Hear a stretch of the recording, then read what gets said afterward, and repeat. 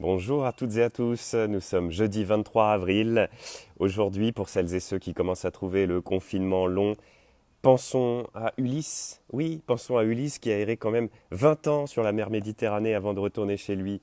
Vous me direz, bon, il avait la mer Méditerranée, il avait des petits monstres pour passer le temps de temps en temps, mais quand même 20 ans. Alors pensons, oui, on peut penser à Pénélope, qui elle n'avait pas la mer Méditerranée, qui elle était confinée. Pensons à Pénélope qui a attendu 20 ans Ulysse. Et qu'est-ce qu'elle a fait pendant ces 20 ans? Elle a tissé un voile. Je pense que c'est une bonne idée ça, il faut chacun trouver son voile à tisser. Le mien, je l'ai trouvé, il est ici, voilà, et je le tisse chaque matin avec plaisir avec vous. On arrive à l'épisode 7. On va parler du retour, enfin, du retour d'Ulysse. Voilà, peut-être une image du déconfinement, le retour, qui sait. Et on va voir que le retour, c'est pas facile, hein. Donc, même le retour, ça n'est pas facile. Épisode 7, un été avec Homère. On retrouve Sylvain Tesson et Homère. Le retour du roi. Non, je ne parle pas du Seigneur des Anneaux, hein. Odyssée. Odyssée. Le retour du roi. Hélas, en quelle terre encore ai-je échoué se plaint Ulysse. Vous voyez, ça commence bien. Rien de ce qui est rendu à l'homme ne lui sera octroyé facilement. Homère insiste encore. Tout se conquiert âprement dans la vie. À la sueur de notre front, diront d'autres écritures. Rien n'est jamais acquis à l'homme, ni sa force, ni sa faiblesse, ni son cœur, renchérira Aragon. Pour l'heure, Athéna prépare à son favori un retour de haute lutte. La déesse apparaît à Ulysse sous les atours d'un pâtre, puis d'une femme splendide, et elle lui révèle Ithaque en dissipant la brume. Elle a ourdi un plan. Elle assistera Ulysse dans la reconquête du palais. Citation. Je serai là, quand nous travaillerons, et je crois que beaucoup souilleront le sol infini de sang et de cervelle. Ça s'annonce sanglant. Ulysse is back, et cela va saigner. Mais l'opération va se dérouler dans la discrétion. Pas question de revenir en fanfare comme le fit Agamemnon qui trouva la mort en paiement de son ostentation. Ulysse sera le vengeur masqué plutôt que le triomphateur arrogant. N'oublions pas les ravages de l'hubris dans les destins privés et la vertu publique. Le plan d'Athéna ressemble à une opération commando. S'avancer en clandestin, reconnaître les lieux, identifier les fourbes, préparer le terrain, frapper. Fix, find and finish, comme disent aujourd'hui les spécialistes de la contre-insurrection. Et pour l'entreprise de reconnaissance du terrain, Athéna grime Ulysse en mendiant, pour que tu sois hideux à tous les prétendants. Début des opérations, Ulysse se rend chez son ancien porcher, le fidèle Eumée, qui garde ses troupeaux et a conservé intacte son affection pour Ulysse. Il ne reconnaît pas son maître, mais l'accueille dignement, comme un homme se doit de recevoir son semblable. Eumée n'a pas trahi, n'a pas oublié son maître. Pourquoi Homère l'affuble-t-il de l'épithète divin? Parce qu'il a été infidèle. Infidèle. Se conduit droitement avec son semblable. C'est le premier humain rencontré par Ulysse, et cette présence pure, immédiate, inaugure les retrouvailles de notre héros avec le monde des hommes. Pour le poète antique, ce qui est présent dans la lumière réelle, ce qui se dévoile dans sa vérité, c'est le divin. Ulysse va séjourner dans une pauvre cabane. La bataille pour le retour du roi commence ici, au plus bas. De la cabane des cochons jusqu'au palais, la route sera sanglante. L'Odyssée est la fable de la reconquête et de la restauration. Homère exprime ici, dans la cabane, la très belle alliance du prince et du serviteur. Pour l'instant, le roi Ulysse n'a pour tout soutien qu'un porcher. C'est là le début de son armée. Mais nous savons bien qu'être un prince de la vie ne se réduit pas à un titre administratif. Certains pauvres sont royaux dans leur comportement. Ce sont des âmes simples et fortes, des hommes ordinaires, dira George Orwell. Homère ne se contente pas d'une grille de lecture socio-marxiste qui réduirait l'homme à la question du statut économique. Se contenter comme instrument de compréhension du monde de la ligne distinguant le nanti du défavorisé, l'exploité de l'exploitant, ce serait passer à côté de ces liens intérieurs qui lient Ulysse au porcher. Tous deux, à l'un ou l'autre bout de l'échelle sociale, sont d'une même race aristocratique. Entre deux, les prétendants. Ulysse et le porcher passent une belle nuit de veille. Ils se racontent des histoires. Pendant 2500 ans, l'homme continuera à inventer des contes. Pour l'heure, donc, le roman. Ulysse ment comme un arracheur de dents. Il brosse des récits épiques, masque son identité, joue les Tartarins. Quelque temps plus tard, Télémaque, le fils d'Ulysse, instruit par Athéna, rentre de Sparte et se rend chez Eumée. Athéna manipule ses pions, resserre le dispositif. Le fils ne reconnaît pas le père dans le mendiant, pas plus d'ailleurs qu'il ne voit Athéna. Car les dieux ne se montrent pas à tous les yeux. Vers 161 au chant 16 de l'Odyssée. Quel vers! Certains hommes distinguent le merveilleux quand d'autres ne le voient pas. Homère indique que nous ne sommes pas égaux devant le sort. Certains sont les favoris des dieux, d'autres pas. Certains discernent le chatoiement dans les interstices du merveilleux, d'autres n'ont pas la double vision. Certains déchiffrent le réel, d'autres se contentent de le regarder. Télémaque reconnaît enfin son père, et les larmes coulent des yeux du guerrier de Troie et de ceux du fils. Ensemble, ils achèvent d'ourdir leur plan. Ils vont faire un sort au prétendant plein d'insolence. Ulysse assure son fils de la victoire et Télémaque cesse de tergiverser. Citation. « Père, tu connaîtras mon cœur dans l'avenir, j'imagine il n'est plus en moi d'étourderie. » Odyssée chant 16 vers 309 et 310. Il devient en cet instant un adulte. Il est sorti du tunnel de l'enfance sans avoir besoin de Sigmund Freud. Pour l'heure, il ne faut pas que Pénélope sache le retour de son mari. Tout juste apprend-elle le retour de son fils. Les prétendants sont consternés, leur embuscade s'est soldée par un échec. Oui, ils avaient tenté de tuer Télémaque à son retour, mais ils ont raté parce qu'il a été protégé par Athéna. Pour eux, déjà, le ciel s'obscurcit.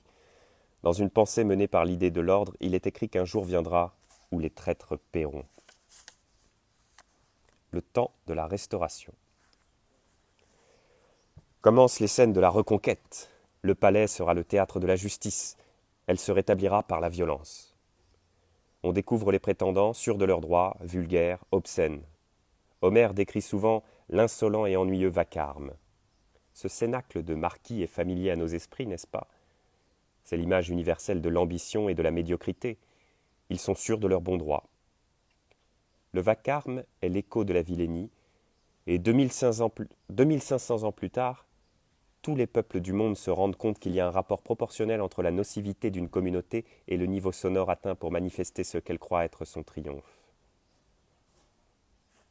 Tour à tour, Ulysse est moqué par les prétendants, malmené par Antinos, leur meneur, insulté par les servantes, rabroué par les prétendants, agressé même par un autre mendiant. Dans le monde mythologique complexe et imprévisible, la classe ne détermine pas la valeur. Princes et gueux peuvent manifester la même médiocrité ou la même vertu. L'homme n'est pas une créature naturellement humaniste et un serviteur n'a pas nécessairement le monopole de l'innocence, de même qu'un seigneur, pas forcément celui de la noblesse d'âme. Le monde homérique n'est pas essentialiste, il ressemble au réel, transversal. Même Pénélope ne reconnaît pas son prince sous les hardes. 20 ans ont passé. Athéna est trop rompue aux techniques du transformisme pour qu'Ulysse se fasse démasquer. Tout juste la fidèle Pénélope est-elle émue que ce mendiant lui évoque si précisément son mari. Elle veut le croire vivant, tout le monde l'espère mort. Le vieux chien Argos reconnaît son maître et en meurt, foudroyé. Et une servante qui lave les pieds de ce mendiant détecte la cicatrice que son maître portait aux pieds après une blessure de chasse. Un porcher, un chien, une servante. Homère offre une aide d'honneur superbement modeste pour le retour du maître. Peu importe leurs conditions sociales, ils triompheront car ils sont du côté de l'ordre. Et il y a du génie romanesque chez Homère à préluder au triomphe par la levée d'une armée de 100 grades. On intime à nouveau à Pénélope l'obligation de se prononcer. Il la presse, c'est faquin. Elle doit choisir Marie parmi les soupirants. Le stratagème de la tapisserie a été éventé. Ah, mince. On connaît l'histoire, passée au patrimoine mondial des ruses féminines. Longtemps, elle a prétendu attendre d'avoir achevé son ouvrage pour choisir un époux, mais elle détricotait la toile chaque nuit, silencieusement, dans le palais. Athéna inspire à Pénélope de lancer l'épreuve de l'arc, dont le vainqueur se verra gratifié de sa main. Citation. « Écoutez-moi, superbe prétendant, vous qui avez fondu pour y boire et manger sans frein sur la demeure d'un homme absent depuis longtemps et qui ne pouvez pas donner d'autre prétexte à vos actions que le désir de m'épouser et de m'avoir pour femme. Prenez courage, prétendant, car voici votre épreuve.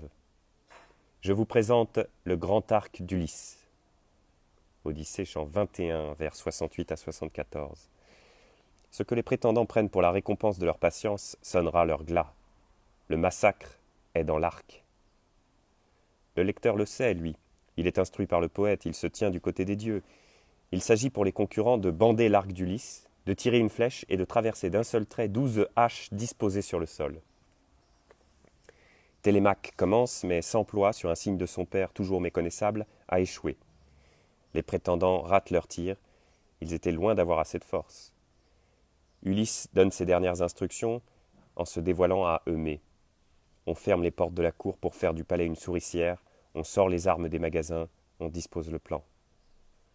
Puis Ulysse se saisit de l'arc sous les quolibets des félons, bande la corde, décoche le trait, triomphe. Le nom de l'arc est la vie, écrivait Héraclite, et son œuvre, la mort. L'arc est un symbole philosophique pour l'homme antique et pour certains d'entre nous encore. C'est l'instrument d'Apollon le guerrier. Le poète Orphée, lui, se sert d'une lyre comme d'un arc pacifié. L'arc et la lyre. Quand l'un a servi à restaurer l'ordre, l'autre peut commencer à vibrer pour les chants. Chez Héraclite, l'arc symbolise la coexistence des contraires. Chez Ulysse, il illustre le désir de tendre vers le but, de n'en jamais dévier et d'avoir vécu depuis 20 ans dans l'énergie de la tension. Ulysse n'est pas l'homme de l'éternel retour, mais du retour impérieux. Les prétendants sont stupéfaits, ce pouilleux a gagné l'épreuve. Citation. Qui pouvait penser que parmi ses convives, seul devant tant de gens, un homme, même vigoureux, ferait venir sur lui la mort mauvaise au noir génie. Ulysse se dévêtit de ses haillons et bondit sur le grand seuil tenant son arc et son carquois remplis de flèches. Les scènes violentes ont toujours traversé en éclairs les longues narrations du poème. L'Odyssée est un récit maritime électrocuté de convulsions qui convergent vers la flèche décochée par Ulysse. Homère accélère, comme au cinéma. Il passe à l'acte. Le palais des orgies devient l'estrade des exécutions. La fête est finie pour les félons. Ulysse et Télémaque, déchaînés, liquident un à un les usurpateurs en commençant par Antinous, le meneur, qui reçoit une flèche dans la tête. Homère renoue avec l'art éprouvé dans l'Iliade de décrire le carnage. Lecteur, pas un détail ne nous est épargné. Éloignons les enfants. À croire que le déchaînement dont s'étaient rendus coupables les hommes à Troie recommence. Les têtes roulent. Homère nous gratifie de la description des tortures infligées à Mélantée. Les servantes sont pendues. Affreuse s'élevait la plainte des têtes fracassées et tout le sol fumait de sang. Rien que ça, Odyssée, chant 22, vers 308 et 309. Un prétendant, Léiodès, se jette aux genoux d'Ulysse et l'implore. Il obtiendra d'Ulysse d'avoir la gorge ouverte. Il faut ici recommander aux parents qui voudraient rappeler leur enfant Ulysse, je crois que le prénom connaît une bonne faveur, d'y regarder à 2 fois. La pitié est absente chez le héros. Mais s'agit-il vraiment d'un retour de l'hubris ? Homère ne décrit pas la furie, mais un génie de la mort.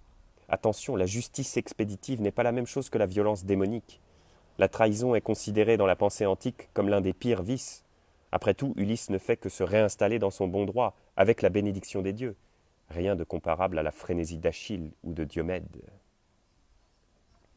Je ne vais pas vous laisser aujourd'hui sur toute cette violence.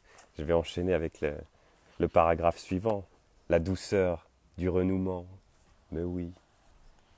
Puis, c'est la nuit d'amour entre Ulysse et Pénélope retrouvée. Les années ont passé sans avoir altéré de la beauté de la seconde et de l'ardeur du premier. L'Odyssée se défie du temps. Ulysse raconte tout à Pénélope. Les images défilent, monstres, magiciennes, tempêtes, descente aux enfers, chant des sirènes, drame de l'île du soleil. Voici en quelques vers les années d'absence. La situation est vaudevillesque. Imagine-toi un homme en retard chez sa femme de plusieurs dizaines d'années donner de telles excuses. « Chérie, pardon, j'ai été retenu par un cyclope. » Même Phédo n'eût pas osé. Pénélope écoute le récit. Cela aurait pu être un autre malheur sur la tête d'Ulysse, que sa femme ne le crut point. Ce fut l'un des cauchemars de Primo Levi à son retour des camps nazis, que personne ne prêta foi à ses récits. C'est l'origine de la mélancolie de Chabert. À son retour d'Élo, tout était chamboulé. Rien ne lui serait octroyé de semblable à ce qu'il avait quitté. Ulysse, lui, revient dans un monde usurpé mais équivalent à celui qu'il avait quitté. L'histoire ne s'est pas accélérée, la restauration s'est donc avérée possible. Ulysse n'a pas accepté que le pouvoir changeât de main. Il n'est guère obsédé par cette ritournelle du XXIe siècle. Le monde change, il faut l'accepter. Dans la pensée antique, on ne s'inflige pas ce pensum formulé par Hannah Arendt, la dégradante obligation d'être de son temps. La nuit avec Pénélope nous rappelle comiquement que l'Odyssée n'aura été qu'une série d'aventures vécues par des hommes, mais fomentées par des femmes. Elles étaient là, derrière les décors du cinémascope. La tapisserie de Pénélope ne symbolise-t-elle pas la haute lisse de nos destinées qui se tissent et se détissent? Athéna secondait Ulysse, Calypso le retenait, Pénélope tenait à distance les putschistes, Hélène était la cause de la guerre de Troie, les magiciennes ourdissaient leurs pièges, les monstrueuses filles de Poséidon et Gaïa, comme Caribe et Scylla, fauchaient les marins. L'homme croit vivre ses aventures. En vérité, ce sont les femmes qui le manipulent. Les premières seraient bien mal inspirées de vouloir être les égales des mâles alors qu'elles leur sont supérieures. Ulysse aurait pu devenir immortel chez Calypso, celle qui dissimule le temps, oublier le temps chez Circé ou chez les lotophages. Il préfère se réinscrire dans la course linéaire des mortels, dans la mémoire. Car l'immortalité offerte par Calypso signifie l'oubli, alors que la nuit avec Pénélope le remet en selle sur la croupe de la vie. Ulysse a retrouvé le temps. Albertine n'a pas disparu. Citation. Femme, nous sommes tous les deux rassasiés d'épreuves. Toi, tu attendais en pleurant mon retour, et moi, Zeus et les autres dieux me retenaient dans la souffrance, loin de la terre et de mes rêves. Maintenant que nous avons retrouvé notre lit, il te faudra veiller sur les richesses qui me restent. Pour compenser les bêtes que ces arrogants m'ont prises, j'irai faire razzia et les Grecs m'en donneront d'autres, jusqu'à ce que j'aie à nouveau mes étables remplies.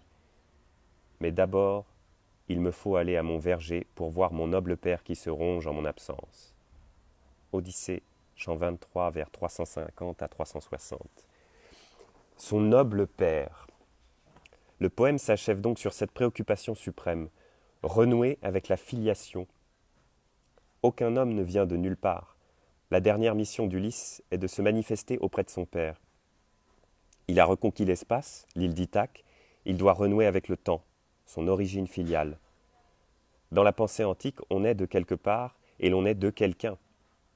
La révélation moderne n'avait pas encore consacré le règne de l'individualisme, dogme nous réduisant à des monades autogénérées, sans racine ni ascendance.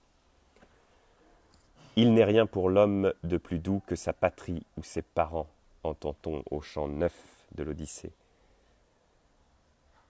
À présent, il a accompli son rêve, retrouvé son vieux père. N'est-ce pas en lui racontant l'histoire des 13 poiriers et 10 pommiers et 40 figuiers qu'Ulysse convainc Laërte, encore dubitatif, qu'il est bien son fils? Et n'est-ce pas en lui posant l'énigme du lit conjugal construit sur un pied d'olivier que Pénélope a confirmé l'identité d'Ulysse? Ainsi, les arbres sont-ils convoqués par Homère comme affirmation symbolique de la vérité? Ce qui est planté ne ment pas. Voilà sur quoi on finit pour aujourd'hui. Les arbres, ce qui est planté, c'est très bien à la veille de la marche pour le climat. Oui, demain, mobilisation au balcon du coup et non pas marche. Voilà, et ça me fait penser aussi au mot simple de Georges Brassens. Auprès de mon arbre, je vivais heureux, j'aurais jamais dû le quitter des yeux. Et oui, à méditer. Sur ce, très belle journée à vous. À demain.